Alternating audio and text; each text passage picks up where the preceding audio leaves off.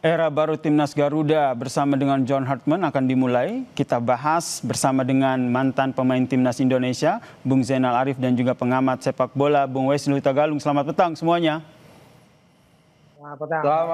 Akhirnya nama yang kita tunggu keluar juga ya, John Hartman begitu dipilih PSSI menjadi pelatih timnas yang baru. Saya ke Bung Wesley dulu. Tadi kita sama-sama mendengarkan kalau kata Bang Sumarji komitmen, karena waktu itu ada dua nama ya, si Giovanni dan juga John Hartman. Tapi komitmen inilah yang membuat nama John Hartman dipilih oleh PSSI. Menurut Anda, apakah hanya alasan ini saja atau ada banyak pertimbangan lain dari PSSI?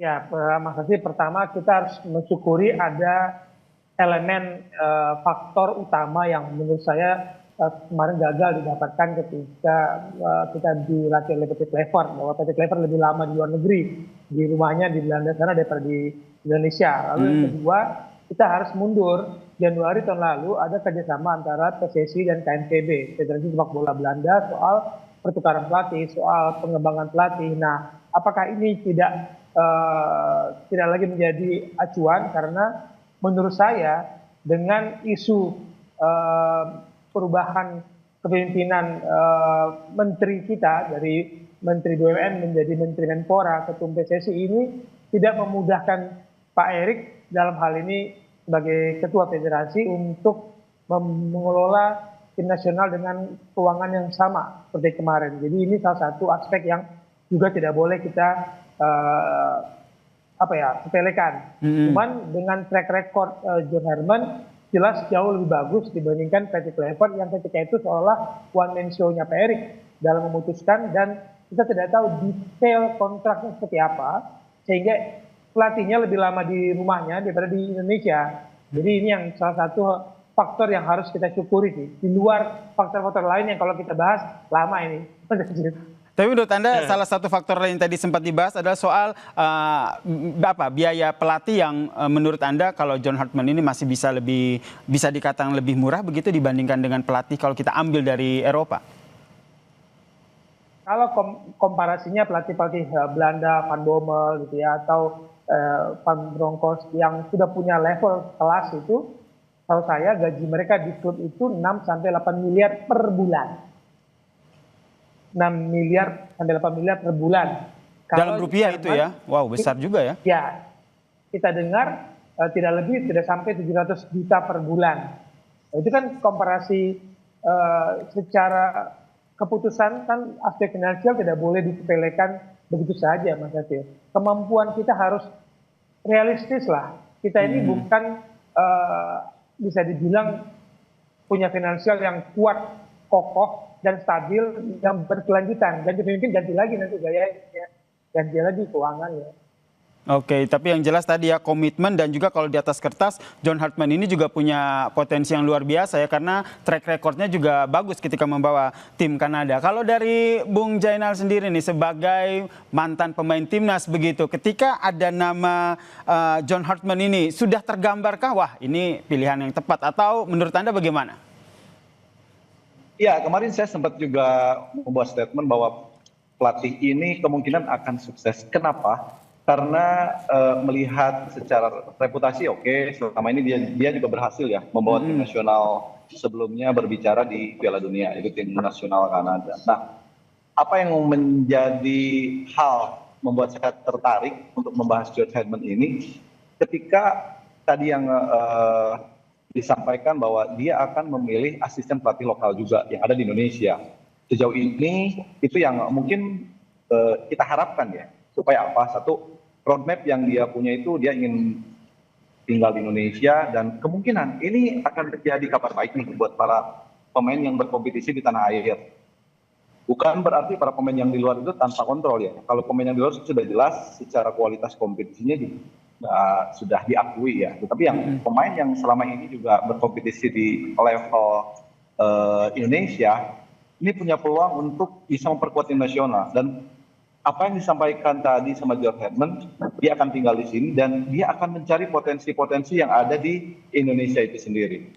Dengan jumlah yang begitu banyak, saya pikir nanti akan hadir pemain-pemain yang mungkin selama ini belum pernah masuk tim nasional dan akan menjadi pemain andalan tim nasional.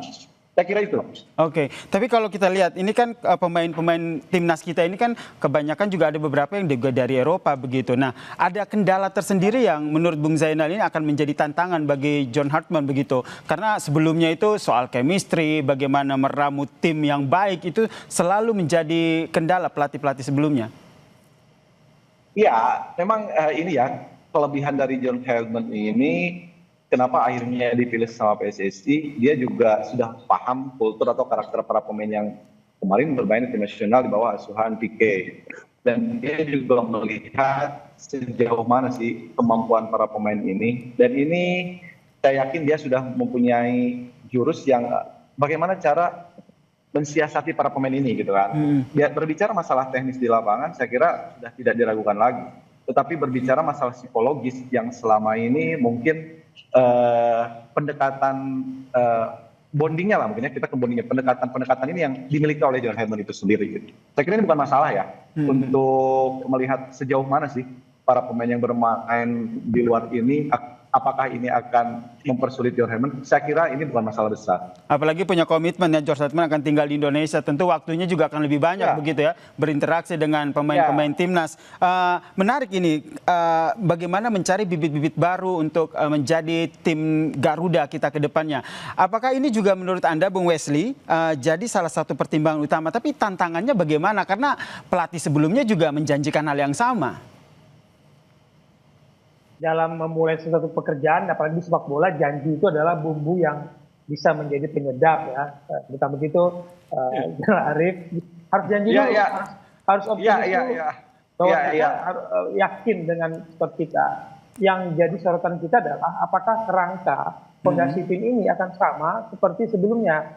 Apakah 70-30% pemain diaspora dan lokal, ataukah ada perubahan karena tadi saya ngomong aspek finansial ya. Jadi jangan salah kalau banyak pemain diaspora sekarang ngetok pintu ke klub lokal karena peluang mereka untuk bermain internasional kalau mereka masih main di Eropa belum tentu akan mudah didatangkan dengan segala fasilitasnya. Itu Bung Abo udah senyum aja tuh dengar banyak yang menutup Indonesia bahwa potensi mereka ingin bermain buat tim nasional Indonesia. Nah, kerangkanya seperti apa? Fondasinya seperti apa? Itu yang harus kita tunggu karena John Hartman nggak punya waktu untuk melakukan uji coba partai-partai persahabatan. Maret sudah ada FIFA Series kan, sudah ada pertandingan, jadi tidak mudah bagi dia. Jadi saya harap Hartman sebagai pelatih dikelilingi, diberikan informasi yang akurat dan benar-benar soal sepak bola Indonesia, soal pemain kita, dan dia tidak salah memilih lingkaran di mana dia bekerja, siapa yang dia bawa ke dalam tim, itu penting. Dan menurut Bung Wesley nanti formulasinya akan seperti apa? Karena sebelumnya kita oleh Particular Force, sebelumnya lagi STY. Ini nanti formulasi yang dibawa oleh John Hartman ini untuk membuat tentu harapan kita timnas Garuda jauh lebih baik. Ini menurut Anda seperti apa? Bung Wesley? Ya. Masing-masing pelatih punya gaya, masing-masing pelatih punya filosofi. Ya, halo. Ya, dilanjutkan, silakan. Punya gaya, masing-masing pelatih itu punya filosofi bermain. Ya, punya filosofi yang dia harus terapkan. Tapi dia punya dua keputusan. Pemainnya mengikuti gaya bermain filosofinya atau dia mengikuti kemampuan para pemain yang ada. Gitu, Mas Hasir. Jadi kalau gaya bermain di Piala Dunia kemarin dia main dua formasi 3-4-3, lawan Belgia 4-4-2, dia lawan Maroko dan lawan Kroasia. Tapi kembali nanti dia akan lihat dulu fondasinya seperti apa, pemainnya seperti apa yang cocok dibangun.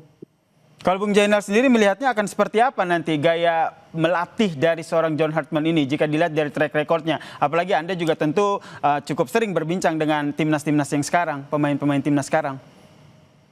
Ya, saya kira pasti bakal ada perubahan ya. Perubahan seperti apa, game plan-nya, style of play seperti apa, dia juga sudah punya platform tersendiri. Saya pikir juga itu bukan jadi masalah besar. Yang terpenting bagaimana para pemain ini paham apa yang menjadi apa yang menjadi landasan, apa yang menjadi harapan dari pelatih kita ini. Sejauh mana sih pemahaman si pemain nanti dengan game plan yang sudah disiapkan, filosofi yang sudah dicoba nanti sama si pelatih yang sekarang. Apapun formasinya mau 3-5-2, mau 4-4-2, 4-3-3, apapun itu. Yang terpenting bagaimana para pemain paham nggak apa yang diinginkan oleh si pelatih ketika mereka turun di lapangan. Itu sih sebetulnya. Oke, tapi ini kan ketika nama John Hartman ini muncul, saya juga iseng gitu ngecek media sosial dari tim pemain timnas kita begitu. Mereka nampaknya belum memberikan statement ataupun tanggapan nih. Kalau dari orang dalam nih, baik Bung Wesley maupun dengan Bung Zainal, itu respon dari pemain timnas kita seperti apa? Boleh ke Bung Zainal dulu nih sebelum ke Bung Wesley yang udah senyum-senyum. Iya, kalau menurut saya sih para pemain siapapun pelatih yang datang, mereka tetap antusias ya. Kita berbicara masalah nasionalisme, masalah bagaimana ketika mereka dibutuhkan untuk membela tanah air ini. Siapapun pelatihnya, yang jelas sebelum turun ke lapangan, saya kira para pelatih juga akan memberikan ini loh roadmap yang akan saya lakukan itu untuk tim nasional ke depan seperti apa, cara bermain seperti apa, itu akan dilakukan gitu. Dan para pemain itu harus siap. Saya kira para pemain, sekali lagi, Bung Westa juga pasti paham, pemain, siapapun pemain, bahkan ada pemain yang dipanggil nanti yang belum pernah, ini mempunyai kesempatan bagi para pemain untuk membela tanah air gitu kan, untuk membela tim nasional itu sendiri.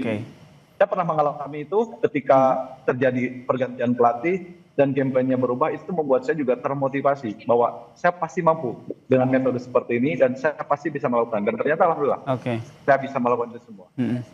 Kalau dari Bung Wesley, sekalian tambahan pertanyaan, butuh berapa lama nih pemain untuk menyesuaikan dengan pelatih yang baru ini? Jawab yang kedua dulu ya, bahwa sebagai pemain profesional tidak butuh waktu yang lama. Karena sepak bola itu gampang dipelajari, gampang dimengerti selama kita berada dalam frekuensi yang sama, kita jalan di yang sama. Tadi game plan-nya apa, strateginya apa, taktiknya apa, itu cepat dipelajari. Yang penting bagaimana membangun chemistry. Jadi mau seberapa lama itu harusnya bangun chemistry dulu yang dibangun, dan itu adalah tugas pelatih. Untuk tadi saya katakan, dia membangunkan filosofinya ke pemain atau dia menyesuaikan filosofinya dengan pemain yang ada. Itu yang penting untuk pertanyaan kedua tadi. Lalu untuk yang pertama tadi yang bikin Bung Zainal senyum adalah saat ini kan di federasi terjadi komunikasi yang buruk sepanjang yang saya tahu di era sekarang, bahwa ada komunikasi yang seperti ini, ada komunikasi seperti ini. Anda berbeda, Anda akan dicap tidak nasionalis. Mabok timnas itu membuat orang takut berkomunikasi. Kemudian pemain yang salah-salah posting dianggap kubu sebelah, dianggap tidak pro sini. Jadi para pemain juga takut berkomunikasi secara pribadi lewat Instagramnya atau lewat akun sosial medianya. Dan menurut saya itu bagus. Jangan mau dipaksa untuk berbuat sesuatu, mengeluarkan statement sesuatu yang akan menjadi makanan orang-orang yang akan membenturkan kubu-kubu ini. Kan sekarang ini kita lihatlah bagaimana dua kubu itu, kubu Erick Thohir, kubu Aris Lingga dan lainnya, dan kubu sekarang keburu Pak Zainal, Zainuddin Amali, Pak Ketua BTN kita dan yang lainnya. Ini seolah-olah jadi kubu kan, bahwa John Hartman tidak ada pengaruh dari keputusan Pak Erick sebagai ketua umum. Itu aneh bagi saya. Yang jelas kita nantikan ya apa statement awal ketika John Hartman ini tiba ke Indonesia dan resmi dilantik menjadi pelatih timnas kita. Harapan kita bersama tentu jadi yang terbaik lah untuk timnas kita. Terima kasih Bung Wesley Tagalog, analis sepak bola, dan juga Bung Zainal Arif, mantan pemain timnas Indonesia, telah bergabung bersama kami dengan perspektifnya di Kompas Petang. Salam sehat semuanya.